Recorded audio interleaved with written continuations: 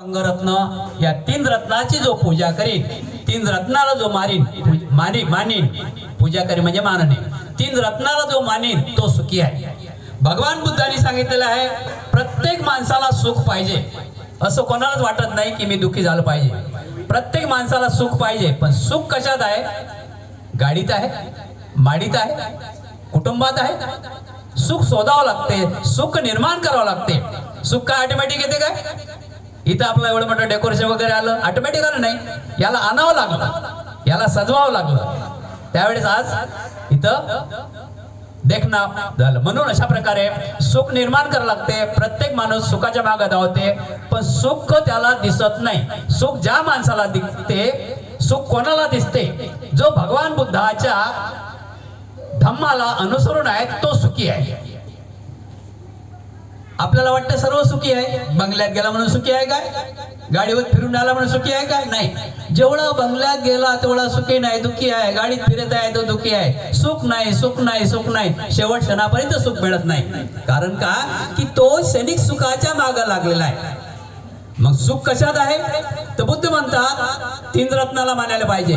बुद्ध रत्न, धम्मरत्न आणि संघरत्न. आपण बुद्ध समजून घ्यायचा. बुद्ध म्हणजे काय?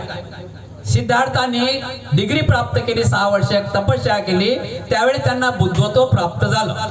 म्हणजे भगवान गौतम बुद्धांना सिद्धार्थ होते, त्यांना बुद्धत्व प्राप्त झालं म्हणून त्यांना बुद्ध म्हणतो. बुद्ध म्हणजे जगातून बुद्धिवान माणूस, त्याला बुद्ध म्हटलं गेलेलं आहे.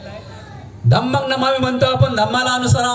म्हणजे काय? की भगवान बुद्धाच्या मुखातून निघालेला शब्द विचार आपण मराठीमध्ये त्याला नीतिमत्ता म्हणतो, पालीमध्ये त्याला धम्म म्हटलं गेलेलं आहे. म्हणून नीतिमत्तानं जो व्यक्ती चालेल तो कधीच दुःखी राहत नाही. नीतिमत्तानं जो व्यक्ती धरून चालेल, नीतिमत्ताला जो व्यक्ती धरून चालेल तो कधी दुःखीच राहत नाही. अनुभव घ्या. त्यानंतर संघरत्न सांगितलेलं आहे. महान आहे संघरत्न, की जे दुसऱ्याला ज्ञान देतात.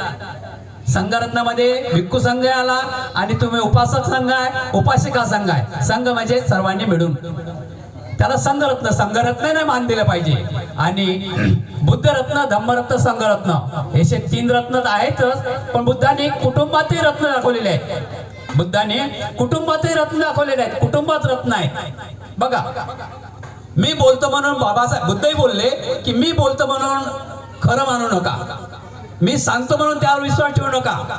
तुम्ही स्वतः आजमावा, अनुभव घ्या. हा खूप धम्म चांगला आहे. तर आता सुख पाहिजे, तर सुख कशात आहे? ज्या ज्या व्यक्तीला सुख पाहिजे त्यांनी 3च गोष्टी करायला पाहिजे. बुद्धांनी सांगितलेल्या आहे 3 गोष्टी. कोणत्या?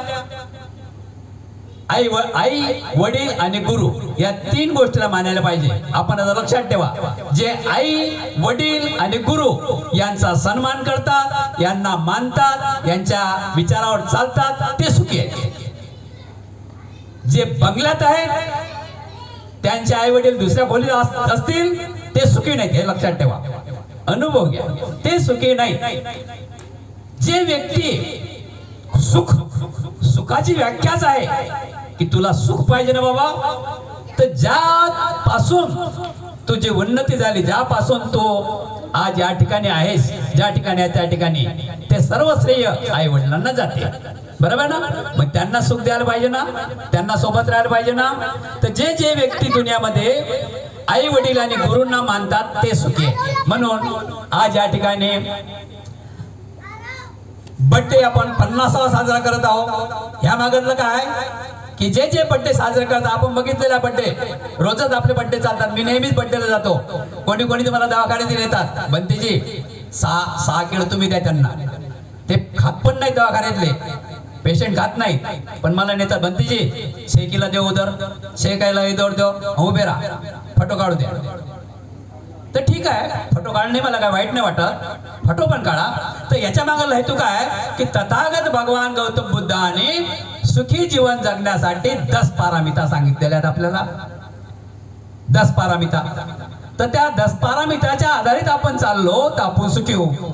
उदाहरणार्थ आता 11 माळ्याचा टावर चढायचा आहे. एका शिडीवर 9 पायऱ्या आहेत, 9 टप्पे आहेत ना. एका पायरीवर 9 टप्पे आहेत. तर जर आपण एका पायरीवर 9 टप्पे असला आहेत म्हणून आपण एकदम एका पायरीवर चढल्यावर 8वी पायरी चढतो काय, 3री तरी पायरी चढतो काय, दुसरी पायरी चढतो हिंमतनं, तेही सांगता येत नाही कधी पडीन म्हणून, पण तिसरी पायरी चढत नाही. म्हणून बुद्ध म्हणतात सुख पाहिजे तर तुम्ही पंचशिलाला धरून चाला.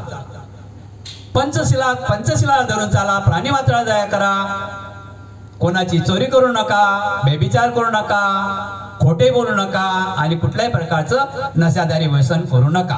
हे प्रथम भगवान गौतम बुद्धांनी आपल्या बौद्ध समाजासाठीच नाही तर पृथ्वी तलावर राहतात त्या ज्या ठिकाणी मानव जात आहे, ज्या ठिकाणी मनुष्य मात्र आहे, त्यांना सरळ पंचशिलाचं पालन करावंच लागते. जर का पंचशिलाचं पालन करणार नाही कोणी, तो म्हणे मला काय गरज पडली, हे तर बौद्धांचं आहे, मला काय गरज पडली, हे तर बौद्धांचं आहे. आता आपण बौद्धांचं काय आहे आणि मानवासाठी बुद्धांनी निर्माण केलेलं काय. बघा, आपण कोणाची निंदा करत नाही, आपल्याला काही घेणदेण नाही. वस्तू नजरमध्ये आहे ते आपल्याला पाहणे गरजेचं आहे. ज्या व्यक्तीने पंचशिलाचं पालन केलं नाही, मग तो कोणाही धर्मा जातीचा असो, पंचशिलाचं पालन केलं नाही, एका प्राण्याची हत्या केली, अजूनही केस चालूच वाटते की बंद झाली, सांगता येत नाही, हरणाची हत्या. त्या व्यक्तीला आमच्या असं साधारण माणसाने म्हटलं की साहेब तुम्ही एवढे अमुक ढमुक आहे, एवढा पैसा पाणी आहे आणि तुम्ही कसं काय हरणाला मारलं, कसं काय चुकलं तुमचं. तर त्या व्यक्तीनं असंही सांगितलं की जर मला बौद्ध धर्म माहीत असता तर माझ्या हे फेऱ्या वाऱ्या झाल्या नसत्या. दुसरी गोष्ट असे अनेक आहेत, म्हणजे खोटं बोललं तर तुम्हाला माहित आहे, संविधानाच्या माध्यमातून कानून आहे. बेविचार केला तुम्हाला माहित आहे. हा, यात संत असो, महात्मा असो, नेता असो, अभिनेता असो, म्हणजे या पंचशिलाचं उल्लंघन केलं तर त्याला दंड आहेच आहे. म्हणून पंचशिलाचं पालन करणे गरजेचं आहे. खोटं बोलू नये, खोटं बोलल्याने